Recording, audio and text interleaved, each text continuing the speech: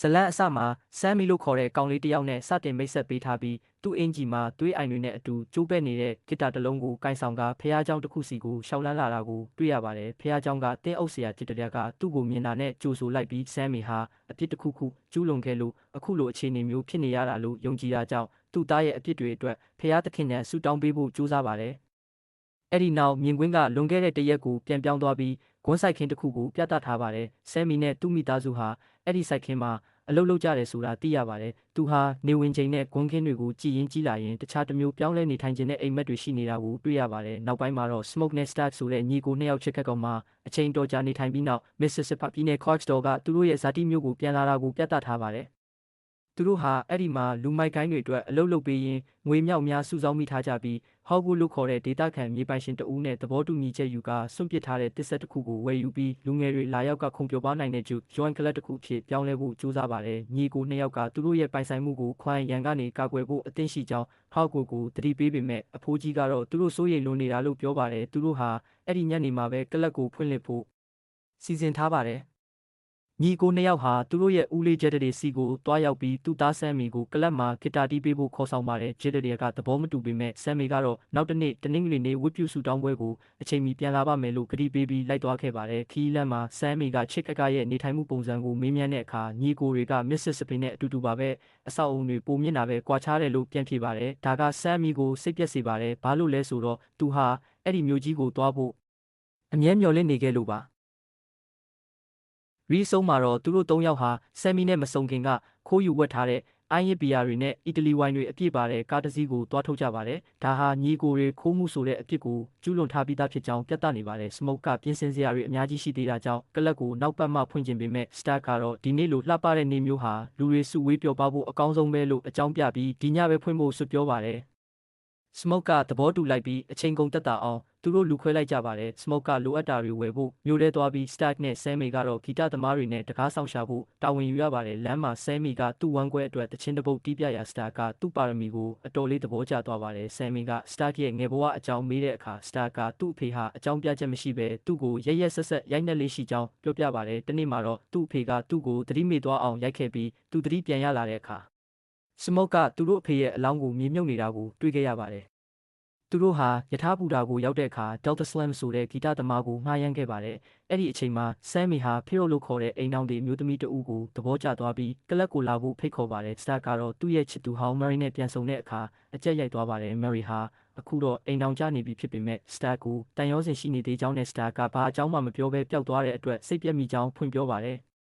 Stark ကတော့နောင်တရရိပ်မပြဘဲထွက်သွားဖို့ပဲပြောပါတယ်။ဒါပေမဲ့ Mary ကသူမအမေဆုံးသွားပြီဖြစ်ကြောင်းပြောပြတဲ့အခါမှာတော့ Stark လန့်သွားပါတယ်။အဲ့ဒီနောက်သူတို့၃ယောက်ဟာဂွန်းဆိုင်ခင်းထဲက Conrad ဆိုသူကိုတကားဆောက်လုပ်ဖို့တွားခေါ်ပါတယ်။သူကအစပိုင်းမှာညင်းပေမဲ့သူ့ဇနီးကတိုက်တွန်းလာကြောင်းသဘောတူလိုက်ပါတယ်။တစ်ဖက်မှာလည်း Smoke ကမြို့ထဲမှာတရုတ်ကုံစုံဆိုင်ပိုင်ရှင် Grace နဲ့ Paul တို့စီကနေအစားအသောက်တွေမှာယူပြီးကလပ်အတွက်ဆိုင်းပုတ်ရေးခိုင်းပါတယ်။အဲ့ဒီနောက်သူဟာအဆက်အသွယ်ပြတ်နေတဲ့ချစ်သူဟောင်း Lenny စီကိုတွားပါတယ်။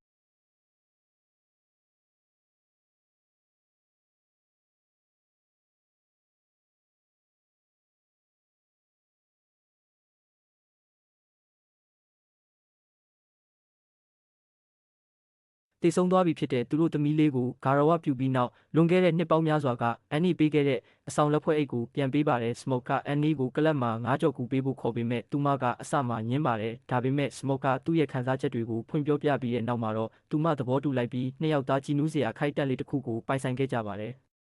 ်မြင်ကွင်းက Remix ဆိုတဲ့လူတစ်ယောက်စီကိုပြောင်းသွားပါတယ်သူ့ရဲ့အရေးပြားတွေကလောင်မြိုက်နေတယ်လို့ဖြစ်နေပြီးသူဟာတဲအိမ်လေးတစ်ခုရဲ့အရေးအောက်ကိုအပြေးလွှားရောက်လာပါတယ်သူကတကားကိုအတင်းထုတဲ့အတွက်အိမ်ထဲကလင်းမယားနှစ်ယောက်ဖြစ်တဲ့ဘရနဲ့ဂျုံတို့ကတကားဖွင့်ပေးလိုက်ပါတယ် Remix ကသူ့ကိုအင်ဒီယန်လူမျိုးတွေလိုက်နေတယ်လို့ပြောတဲ့အတွက်သူတို့အံ့ဩသွားပါတယ်လင်းမယားနှစ်ယောက်ကလက်နက်ကင်ထားပြီး Remix ကိုတန်တရားရှိပေမဲ့ Remix ကရွှေတွေပေးမယ်လို့ကမ်းလှမ်းတဲ့အခါမှာတော့ခိုးလုံခွင့်ပေးလိုက်ပါတယ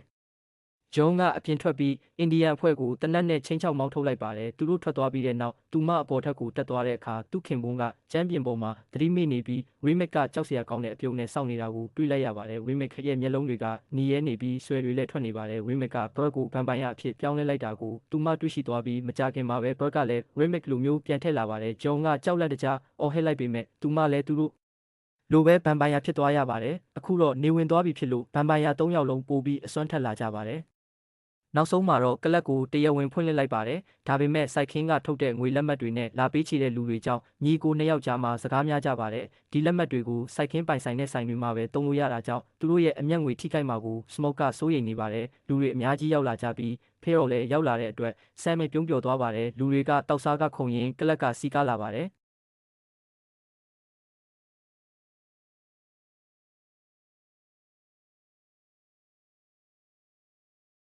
Mary ရောက်လာတဲ့အခါ Stark ကပြန်ခိုင်းပေမဲ့သူမကတော့မိသားစုတငယ်ချင်းတွေနဲ့ရှိနေခြင်းတယ်လို့ပြောပြီးညင်းပါတယ်။ Sammy က Pharaoh ကိုအထင်ကြီးအောင် Swan နဲ့အတူတချင်းတစ်ပုတ်တီးပြပါတယ်။အဲ့ဒီတချင်းကအင်မတန်ကောင်းလွန်းတာကြောင့်ကလပ်ထဲကလူတိုင်းရဲ့စိတ်ကိုဖန်ဆားထားနိုင်ပါတယ်။အဲ့ဒီနောက် Remake ပွဲနဲ့ John တို့ကလပ်ရှိကိုရောက်လာပြီးပါတီမှာပါဝင်ခြင်းကြောင်းပြောပါတယ်။ Smoke ကသူတို့ပြဿနာရှာဖို့လာတာလို့တန်တရားရှိပြီးအထဲကိုအဝင်မခံပါဘူး။ဗန်ပိုင်ယာတွေဟာအိမ်ရှင်ကဖိတ်ခေါ်ခြင်းမပြုမချင်းတခြားသူရဲ့ပိုင်ဆိုင်မှုတွေကိုဝင်လို့မရဘူးဆိုတာသိလိုက်ရပါတယ်။တချင်းဆိုပြီးတဲ့နောက် Sammy နဲ့ Pharaoh တို့ဟာအခန်းထဲမှာချစ်တင်းနှီးနှောနေကြပါတယ်။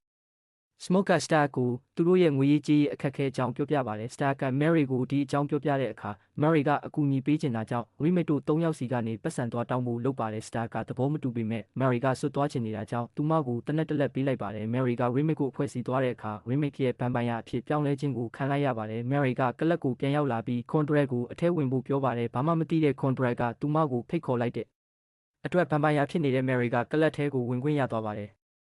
သူမက Stark ကိုမြှူဆွဲပြီးအခန်းထဲကိုခေါ်သွားပါတယ်။အဲ့ဒီအချိန်မှာပဲ Mary က Stark ရဲ့လည်ပင်းကိုကိုက်လိုက်တဲ့အတွက်သွေးတွေအများကြီးထွက်လာပါတယ်။ Smoke ကအခန်းတကားကိုဖွင့်ကြည့်လိုက်တဲ့အခါသွေးအိုင်ထဲမှာလဲနေတဲ့ Stark နဲ့သူ့လည်ပင်းကိုကိုက်နေတဲ့ Mary ကိုတွေ့ပြီးလန့်သွားပါတယ်။သူကတနက်နဲ့ချက်ချင်းပစ်လိုက်ပါတယ်။ Mary လဲကျသွားပေမဲ့ခဏနေတော့ပြန်ထလာပါတယ်။သူမက Smoke ကိုကြည့်ပြီးလူတိုင်းကိုတတ်ပစ်မယ်လို့ချင်းချောက်ကရေမောပြီးအပြင်ကိုပြေးထွက်သွားပါတယ်။မကြာခင်မှာပဲ Stark ဆုံးပါသွား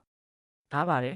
။သူတို့က Stark ရဲ့အလောင်းကိုစတိုခန်းထဲမှာတော့ခတ်ထားလိုက်ပြီးပွဲကိုရန်နာကဧည့်သည်တွေကိုပြန်ခိုင်းပါတယ်။ Conrad တယောက်အပြင်မှာအပေါ့သွားနေတုန်းဗန်ပိုင်ယာတွေရဲ့တိုက်ခိုက်ခြင်းကိုခံလိုက်ရပါတယ်။မကြာခင်မှာ Conrad ပြန်ရောက်လာပြီးအထဲဝင်ဖို့ပြောပါတယ်။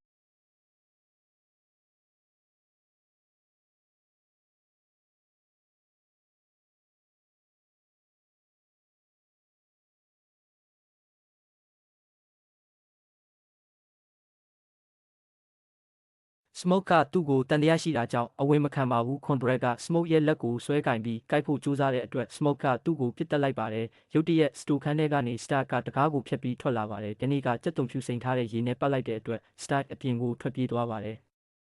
Annie ကဗန်ပိုင်ယာတွေဟာနေအောင်အောက်မှာမနေနိုင်ပဲလောင်ကျွမ်းသေဆုံးသွားမှာဖြစ်လို့မနက်လင်းတဲ့အထိစောင့်ဖို့ပြောပါတယ်။အပြင်မှာတော့ Remake ကပြန်သွားတဲ့လူတွေအားလုံးကိုဗန်ပိုင်ယာတွေဖြစ်ပြောင်းလဲလိုက်ပါတယ်။ Remake ကသူ့ရဲ့ရည်မှန်းချက်ဟာ Sammy ဖြစ်ကြောင်းပြောပါတယ်။ Smoke က Remake ကိုတတ်လိုက်ရင် Stark အပါအဝင်တခြားသူတွေပါပြန်ကောင်းလာမယ်လို့ထင်ပေမဲ့ Annie ကတော့အဲ့ဒီလိုမဟုတ်ဘဲနေအောင်ကြီးနဲ့ဖြစ်ဖြစ်ရင်ဘတ်ကိုတစ်သားချုံနဲ့ထိုးပြီးဖြစ်ဖြစ်တတ်မှတ်ရမယ်လို့ရှင်းပြပါတယ်။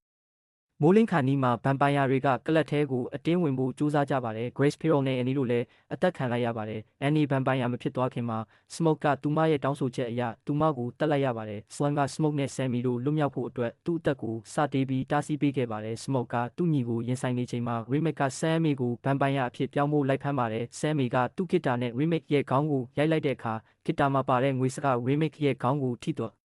ပါတယ်။ Smoke ကသူ့ရဲ့စစ်သားကျွမ်းကျင်မှုနဲ့ Stark ကိုအနိုင်ယူပြီးနောက် Sammy ကိုတတ်ဖို့လုပ်နေတဲ့ Remake ကိုတစ်သားချုံနဲ့ထိုးတက်လိုက်ပါတယ်။ Remake ပျောက်ကွယ်သွားပါတယ်။ Sammy နဲ့ Smoke တို့မိုးလင်းတဲ့အထိအသက်ရှင်ခဲ့ပြီးကျန်တဲ့ဗန်ပိုင်ယာတွေလည်းနေအောင်အောက်မှာလောင်ကျွမ်းကုန်ကြပါတယ်။ Smoke က Sammy ကိုကားပေးပြီးမြို့ကနေထွက်သွားဖို့ပြောပါတယ်။ Smoke ကရန်သူတွေကိုတိုက်ခိုက်ရင်းသူကိုယ်တိုင်လည်းသေဆုံးသွားပါတယ်။ Sammy ကတော့သူ့ဖခင်ရဲ့ဖခင်ကျောင်းကိုပြန်ရောက်လာပေမဲ့သူ့အဖေကသူ့ကို Blues ဂီတကိုစွန့်လွတ်ဖို့ပြောပါတယ်။ Sammy ကတော့နားမထောင်ဘဲထွက်ခွာသွားပါတယ်။နှစ်ပေါင်းများစွာအကြာမှာ Sammy ဟာနာမည်ကြီးဂီတသမားတစ်ယောက်ဖြစ်လာပါတယ်။